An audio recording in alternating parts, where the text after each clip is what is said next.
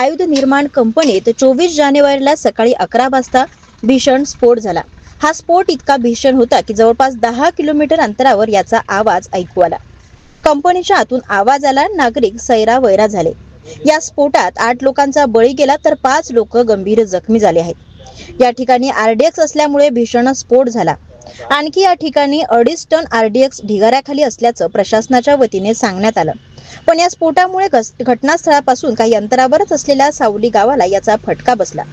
गावातील काही घरांना भेगा पडल्या तर गावकरी दहशतीत आहे।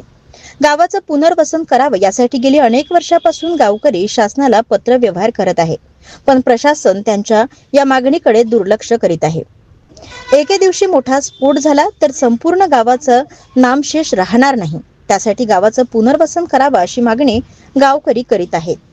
ताराबाई गौतम चंद्रे, काय झालं होतं तुमच्या गावातील घर फलकले, कशामुळे फलकले? आमच्या गावाकडे बारूदच्या कारखान्यात आमच्या गाव लागून आहे, त्याचा धमाका झाला, त्यानं आमचे घर फलकले। आम्हाला झोप लागत नाही, आमच्या गावाचा पुनर्वसन झाल्या पाहिजे, सावली गावाचा।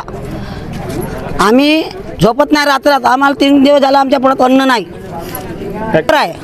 आमचा गाव जवळ आहे लागून, त्याची दिवाल ना आमची दिवाल सारखी आहे, आम्हाला झोप लागत नाही। शोभा सूरज काटोले।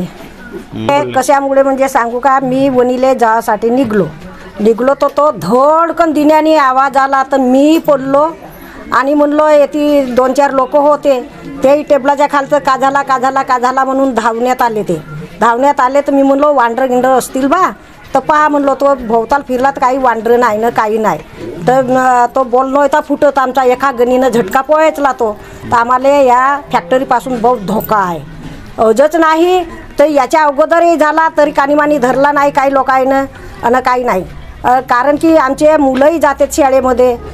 माझा नातूसुद्धा गेला शाळेत तर तोही मागच पलटला। तसाही असून सण्याने आमच्या सावलीला धोका आहे, तर हा आमचा गाव पुनर्वसनमध्ये झाल्याच पाहिजे।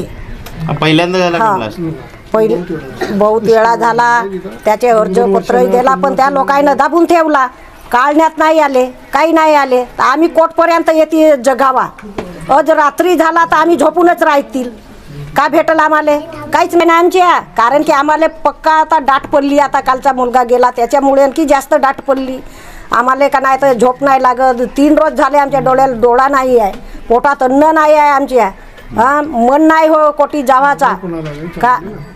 भाऊ तुमचं नाव सांगा। विजय हटवार।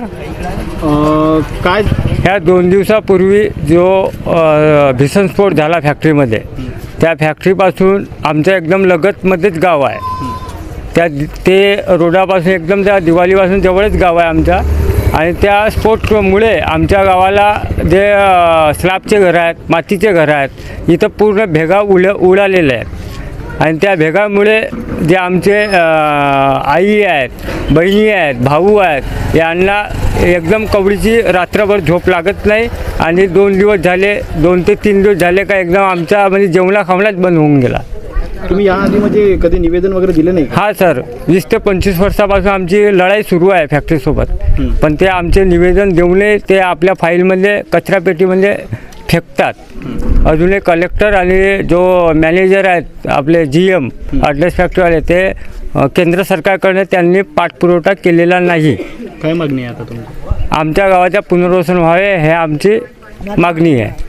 नाशिकराव घारगडे। काय नाव म्हटलं? अंशुजा नाशिकराव घारगडे। कुठं शिकता तुम्ही? मी ग्रामविकास हायस्कूल कोंडी येथे शिकते। ज्यावेळेस आम्ही स्कूलमध्ये जात होता त्यावेळेस आम्ही आपल्या डोळ्यासमोर जो फॅक्टरीमध्ये स्फोट झाला तो बघितला। ते चितळे आमच्या सायकलला लागून पडले। आम्ही एवढे घाबरला की काही मुली रडत होत्या, काही मुली चक्कर येऊन पडल्या, पण आम्ही सांभाळला त्यांना। आम्ही जात होता, आम्हाला एवढी भीती वाटली, बहुत भीती वाटली, तरी आम्ही काही घरी वापस नाही आला। आम्ही शाळेत गेला, शाळेत सरांना सांगितलं, काही मुली मागं होत्या आमच्या, तर सर वगैरे आले आणि ज्या मुली होत्या त्यांना घेऊन गेले। ते एवढे स्फोट मोठा झाला की ते चितळे आमच्या सायकलला लागले।